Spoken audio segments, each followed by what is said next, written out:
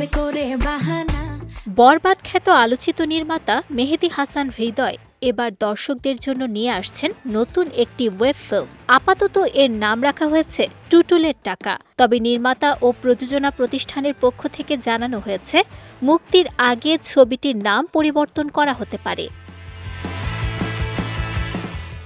পরিচালক মেহেদী হাসান হৃদয় ও প্রযোজনা প্রতিষ্ঠানের তথ্য অনুযায়ী ওয়েব ফিল্মটির কেন্দ্রীয় চরিত্রে অভিনয় করবেন নুসরাত ফারিয়া। এতে তাকে দেখা যাবে একজন জনপ্রিয় চলচ্চিত্র নায়িকার ভূমিকায়। এছাড়া গুরুত্বপূর্ণ আরেকটি চরিত্রে অভিনয়ের জন্য চুক্তিবদ্ধ হয়েছেন শাহরিয়ার নাজিম জয়। একজন ব্যবসায়ী, এক জনপ্রিয় নায়িকা এবং এক পুলিশ কর্মকর্তাকে ঘিরে ত্রিমুখী দ্বন্দ্বের মধ্য দিয়েই এগিয়ে যাবে গল্প। তবে গল্পের মূল কাহিনীর ব্যাপারে কিছু জানায়নি নির্মাতা। জানা গেছে, শাহরিয়ার নাজিম জয়কে এই ওয়েব ফিল্মে একজন চতুর পুলিশ কর্মকর্তার চরিত্রে দেখা যাবে। অন্যদিকে গুরুত্বপূর্ণ একটি চরিত্রে অভিনয়ের জন্য মোশাররফ করিম ও চঞ্চল চৌধুরীর সঙ্গে আলোচনা চলছে।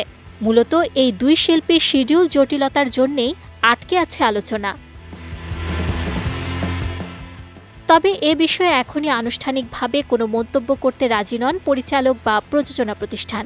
সবকিছু পরিকল্পনা অনুযায়ী এগুলে টানা 10 দিনের মধ্যে ওয়েব ফিল্মটির শুটিং শেষ করার লক্ষ্য রয়েছে নির্মাতার।